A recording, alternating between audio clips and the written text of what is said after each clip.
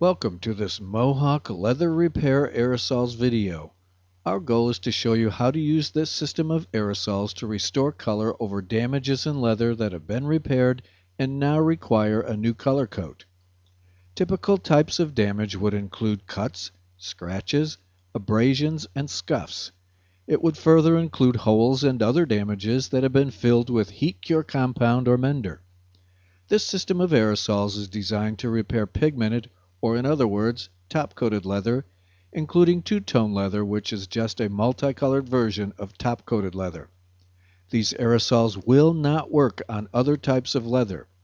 If you are not familiar with the various types of leather, please perform the testing that we have shown at the end of this video. The repair system consists of 4 different types of aerosols: base coats, toners, color adjusters, and top coats. We will discuss each type thoroughly as we use them.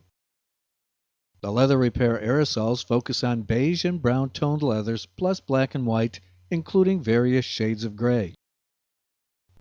Let's have a look at a typical example of two-tone top-coated leather. This is a leather seat taken from a stool and brought into our shop. Of course, most repairs are done without removing the parts from the piece of furniture being repaired. In this case, we've removed the seat for the purpose of making it as easy as possible for you to see the repair as we work on it.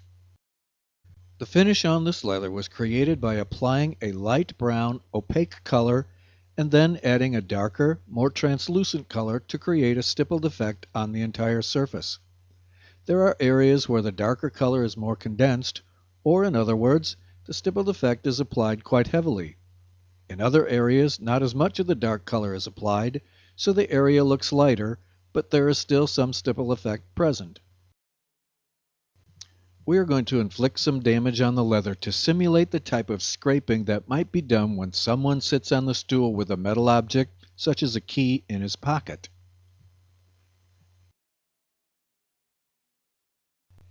Let's take a close look at the resultant damage. You can see the color loss created from the simulated scraping on these 2 spots. It will be necessary to apply color over the spots to make the leather look normal again. In order for the repaired area to look like the rest of the leather, we will need a light color covered by a darker color, just as was done at the tannery. Therefore, we will begin the coloring process by using a base coat aerosol. Base coats are heavily pigmented, opaque leather coatings. Just a few applications will be enough to hide the damage. Our goal is to use the least number of applications so as not to build the finish any thicker than necessary. We picked medium brown, which is a color that is the same general tone as the leather, but also a bit lighter in order to leave room for a darker second color. Notice that we sprayed the contents of the can onto the cap. The color on the cap will help you accurately match the base coat to the color of the leather. While we can supply you with a color chart, it could never be as accurate as the real thing.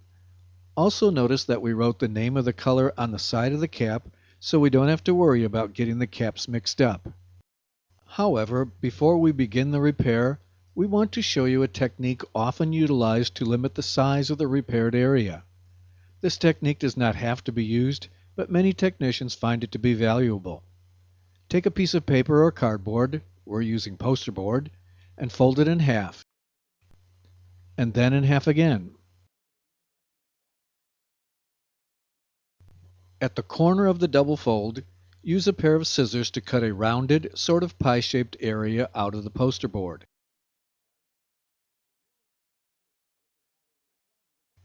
It's no surprise that when we unfold the poster board, we have a hole in the center. This hole can be used as an orifice through which we can spray the leather with the aerosols. The poster board should not be held directly against the leather because a very distinct copy of the hole would be formed when spraying the aerosol. This diagram illustrates the value of using the poster board as an orifice. The color being applied will be controlled to a space a little larger than the size of the hole. The rest of the spray will be caught by the poster board. A good distance is about 3 or 4 inches from the leather. Now let's apply the base coat through the cutout hole. When using these aerosols, be sure to completely depress the spray head, even for short bursts of color. Activating the valve only partially will likely result in some spitting of the lacquer. In this close-up, you can see that the spot we sprayed has covered the damaged areas. The color is lighter but close to the tone of the leather, although it is a bit too orange. We could use a color adjuster aerosol at this point, but since the color is not far off, we'll wait until after we've used a toner aerosol to see if the color still needs adjustment. That brings us to our next step, namely, using a toner to make the spot darker. The toner aerosols have a good deal less pigment than the base coats. They are designed to darken without being opaque. Therefore, they will not create a new base color, they only affect the base color.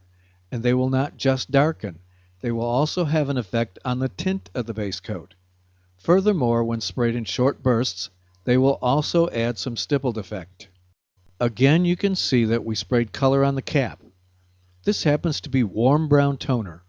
We will continue to show you the colors on the caps so you'll have a better idea of the color we are applying in each case.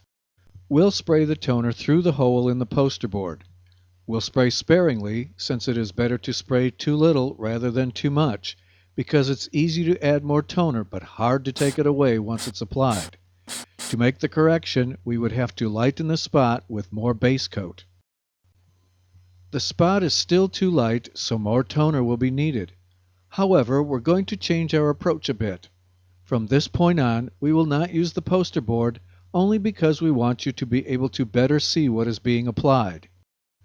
The fact is, the colors are now getting so close to the leather that it will be hard to see the effects of the aerosols on the video screen. The poster board would make it all the more difficult. We're applying the same warm brown toner as we did previously. In this close-up, you can see that the color is getting quite close. It does still lack all of the stippled effect we would like to see, and it is still a little orange. We'll create the added stippling that we need by adding a small amount of black toner. We're spraying in a couple of short bursts so it is not smooth color. We don't want to get carried away lest we darken the area too much. Here is the result of adding the black toner. The spot has better stippling definition, however, it continues to be a little orange. According to the principles of color theory, the complementary or opposite color of orange is blue.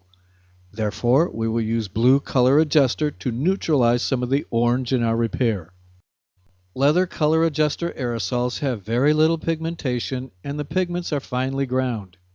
The result is a spray that has a wisp of color that will change the shade of a repair in a slow and controllable fashion. Color adjusters can be used anywhere in the repair process, most commonly over the base coats or the toners. Color adjusters should be used sparingly. As with the toners, it is easy to add more, but difficult to take color away. As you can see, the orange tint of the repair has been reduced so the spot blends in well with the surrounding leather. Now it's necessary to correct the sheen of the repair to match the leather. There are 3 different sheens of top coat aerosols: gloss, satin, and flat. Generally, they are to be applied in light wet coats, but for exceptionally flat finishes, very light coats of flat will work the best. For our spot, we are choosing flat as it would seem to be the best match for the leather. If the spot dries too flat, we can bring it up with the satin. Almost always, it is better to feather out the top coats a little in each direction to help blend the repair to the surrounding area. This then is our final repair. The damage is covered, the color is acceptable, the stippling has been reasonably restored, and the sheen blends well. Now that we've finished with the basic repair, we would like to give you a few extra tips. First, many of you will be using heat cure compound to fill holes and punctures. It is important that the aerosols not be overused since it could result in a film that is too thick. Therefore, we strongly recommend that you use a leather vinyl marker or an easy flow marker to begin the coloring process over the compound. The color does not have to be exact. That is what the aerosol coloring system is for. We just want to give the coloring process a good start so the base coat is not overused. We're using an easy flow leather marker. This procedure has the side benefit of creating a seal coat between the heat cure compound and the lacquer in the aerosols. In short, the compound has the same finish as the leather, thus facilitating uniformity. Due to the color we've added with the marker, much less base coat is going to be required to completely hide the compound. Our second tip is in regards to the type of leather that these aerosols can be used on. As we stated earlier in this video, the aerosols can only be used on pigmented leather. As also stated earlier, pigmented leather and top-coated leather are two terms for the same thing. This screen displays a simple flow chart with tests to help technicians determine the type of leather they are dealing with. Our goal is to take a moment to guide you through the specific steps that result in identifying whether or not you are working with pigmented leather. These two boxes, basically taken from the flow chart, will help you make that determination. It's always best to run the tests on an inconspicuous area. Start by scratching the surface of the leather with your fingernail. Does it leave light areas where you scratched? If so, you are not working with pigmented leather.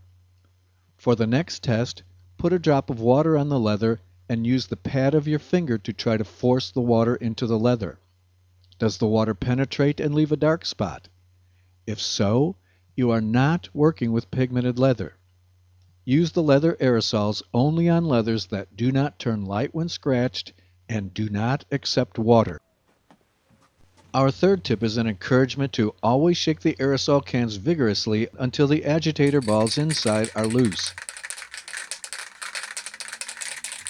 It is important to shake the can for at least 1 minute. This procedure will thoroughly mix any colorants or flatting agents so the lacquer will perform properly. Finally, the last tip we would like to give you is a short lesson in color theory. The chart on the screen shows the primary colors, red, yellow, and blue, along with the secondary colors, orange, green, and violet, all set around a color wheel. There are 3 lines, each connecting 2 colors. The colors connected by the lines are complementary colors. When mixed, complementary colors will yield a shade of brown. That said, it's also a fact of color theory that complementary colors neutralize each other. Therefore, if a color you have applied is tinted too far in a particular direction, you can reduce the effect of the errant color by adding its complementary color. As you recall, when we repaired the leather on this video, the color was a little too orange toward the end of the process. We corrected that by applying a touch of blue. On the chart you can see that there is a line connecting orange and blue. The same principle will hold true for other 2 sets of colors connected by lines. For example, red and green are connected. Therefore, if a color is too red, you can add green to correct it. The opposite situation will work as well. Specifically, if a color is too green, you can add red to correct it. We suggest that you memorize the sets of complementary colors. Thanks for watching this video. If you would like to purchase the products on this video, whether directly from Mohawk or from one of our fine distributors, you may contact us by phone at 800-545-0047 or on the web at www.mohawk-finishing.com. We would be pleased and proud to serve you.